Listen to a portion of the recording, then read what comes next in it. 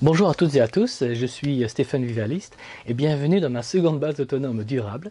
Et aujourd'hui, je voudrais vous parler du concept de la peur. Alors, dans les commentaires que je lis quand je regarde pas mal de vidéos ou pas mal de vidéos de youtubeurs ou intervenants qui croient en l'effondrement, le thème de fond, on va dire, qui ressort le plus est la peur. Et c'est un thème que j'ai beaucoup de mal à conceptualiser, car comme certains le savent, du côté de mon père, je suis un frison, donc un viking, et du côté de ma mère, je suis un occitan. Donc le concept de peur est aussi loin de mon logiciel mental que le vin argentin pour un vigneron bordelais du Médoc. Alors comprenez-moi bien, je ne suis pas en train de me la jouer gros dur. Ce que je dis est que je ne comprends pas pourquoi en France les gens ont aussi peur. Parce que simplement, où est le courage des Gaulois qui ont mis une misère aux Romains, aux Grecs, et qui chargèrent nus dans la bataille en rigolant comme des psychopathes? Donc où sont, on va dire, les guerriers francs qui ont unifié la France et conquis l'Europe sous Charlemagne? Où sont, on va dire, passez-moi le terme, les burnes des Français avec qui avec des armes pourries, ont tenu, on va dire, 200 ans de guerre contre les Anglais, puis les ont jetés à la mer comme des grosses merdes. Donc où est le sang bouillonnant des croisés qui sont allés libérer la Terre Sainte de l'invasion musulmane et qui ont créé le royaume de Jérusalem? Donc où est le courage des grognards de Napoléon mettant des claques dans la figure de tous les pays? Où est le courage des poilus de 14 qui ont subi l'enfer et vaincu le Germain? S'il y a bien, on va dire, un pays qui a inventé la chevalerie, c'est bien la France. Donc, de tout temps, à travers les siècles, le peuple français a été tellement puissant en tant que peuple qu'aucune invasion, aucune coalition européenne contre nous a réussi à nous briser. Et au final, on a toujours gagné, toujours, même aux Amériques, quoi. Les Anglais nous ont mis une claque et en échange, on a permis la révolution américaine, on l'a financée, on l'a équipée, on l'a armée, et on a même envoyé une armée et une flotte, ce qui a permis aux Américains de mettre une tannée légendaire aux Anglais. Et même la Russie tsariste ou la Prusse ont essayé de nous mettre à genoux, comme en 1870 par exemple, et regardez la Russie aujourd'hui, c'est la 13e puissance mondiale, son territoire est archi diminué et il n'y a plus de tsar. Et je ne parle même pas de la Prusse qui n'existe plus du tout. Et même l'Angleterre n'existe plus en fait, car quand Élisabeth Ier d'Angleterre au XVIe siècle, ou au début XVIIe, à vérifier, fut morte, ce fut David Ier d'Écosse qui a pris le trône d'Angleterre. Donc de fait, ce n'est pas l'Angleterre qui possède l'Écosse, mais c'est l'Écosse qui aujourd'hui possède l'Angleterre. Et face à tout ça, la France existe encore, et nous ne sommes jamais tombés entre les mains étrangers qui nous ont détruits. On a toujours gagné, et je ne comprends pas pourquoi les Français ne sont pas déjà fiers de notre passé glorieux. Alors, les Français ont été pendant 2000 ans les plus virils et les plus puissants d'Europe. Dites-vous qu'en Égypte antique, la garde d'élite du pharaon était des Gaulois. Non mais réveillez-vous, arrêtez de trembler comme des faibles, vous êtes des Français, bon Dieu.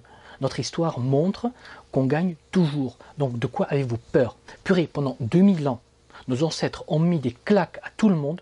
Pendant 2000 ans, on était le peuple avec, excusez-moi le terme, les plus grosses burnes du monde. Donc s'il y a bien un peuple qui devrait ne pas ressentir de peur ou de honte, c'est bien le peuple français. C'est bien nous. Et ça devrait être les non-français qui devraient baisser la tête quand on passe.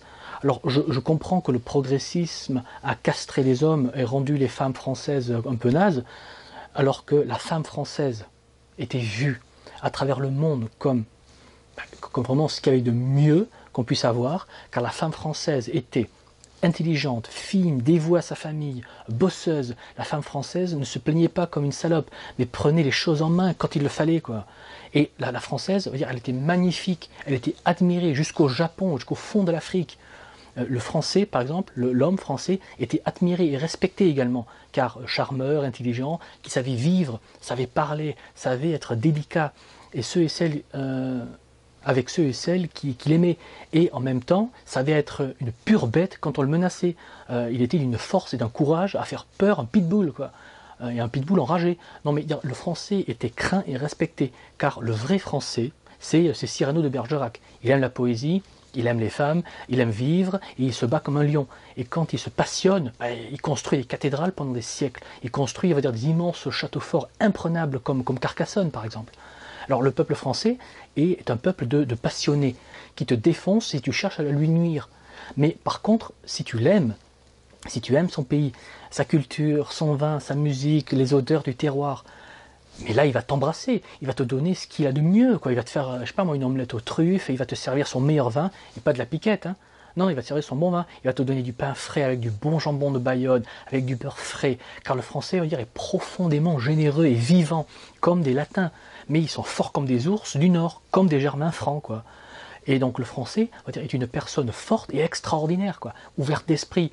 Mais quand on le pousse trop loin, bah, il crame tout, quoi, il défonce tout.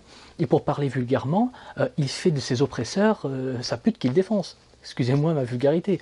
Mais voilà, il faut savoir alors, dans les villes, les hommes, on va dire, sont devenus faibles, sont devenus, entre guillemets, des lopettes. Et les femmes sont, en général, dans les villes, on va dire, des caractériels féministes. Par contre, allez en campagne, là, vous verrez, on va dire, des hommes virils.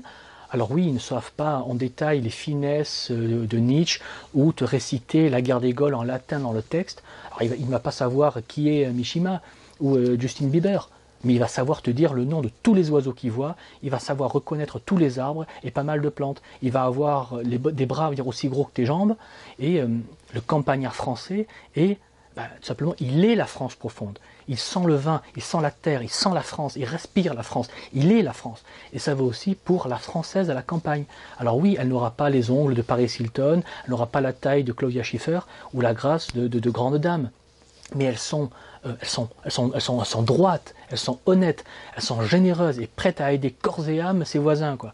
Donc, si on en revient vers le thème de la peur, comment la gérer? Eh bien, la réponse est simple. Apprends à devenir un Français et tu verras que tu vas ressentir tes burnes pousser, tu vas voir que tu redeviendras, on va dire, une femme respectée qu'on traite avec gentillesse et bienveillance. Donc pour apprendre, on va dire, à gérer tes peurs, observe les Français des campagnes, ils vont t'apprendre à vivre et donc comment ne pas avoir peur de souffrir et de mourir. Il va t'apprendre à être simple, à être humble face aux événements, il va t'apprendre à prendre du recul et devenir un vrai bonhomme, quoi. Alors Alors évidemment, il n'est pas le nec plus ultra de la finesse raffinée, mais il va t'apprendre tout simplement à être un vrai bonhomme. Il va t'apprendre à savoir vivre, à savoir manger, boire, rire, et être droit dans tes bottes. Et surtout, en avoir deux bien placés dans ton caleçon. Car être français, c'est être un guerrier poète, doux en période de paix et féroce en temps de guerre. Et aujourd'hui, on va vers une période de guerre et de lutte. Donc, sortez-vous, on va dire, les doigts, apprenez à être de vrais Français, et reconnectez-vous à la férocité de vos ancêtres. C'est bien d'être doux et tolérant en période et en temps de paix, mais là, les gars, il faut réapprendre à être des Français. Donc il faut devenir des lions de feu, une férocité, on va dire, bestiale. Car si vous ne vous réveillez pas, si vous ne réapprenez pas à être des Français, vous allez être détruits. Vous allez être des merdes qui vont être remplacées et vaincues. Alors je vous rappelle notre histoire. On n'a jamais perdu le moindre conflit sur la durée. Donc levez-vous, francisez-vous et réveillez, on va dire, la bête en vous, quoi. Ça vaut pour les hommes comme pour les femmes, car les Françaises sont des lionnes.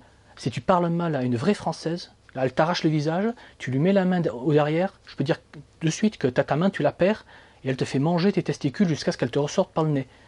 Et ce serait bien que certaines femmes, et que dans certains quartiers, les Françaises redeviennent des Françaises et mettent une misère on va dire, aux jeunes hommes là-bas. Suivez mon regard. Bref, si vous êtes un vrai Français ou une vraie Française, abonnez-vous à la chaîne pour ne pas rater les vidéos qui vont suivre et mettez un pouce bleu si vous avez aimé. Donnez-moi dans les commentaires votre avis et comme toujours, je vous dis préparez-vous, anticipez et je vous dis à la prochaine fois. Allez, ciao!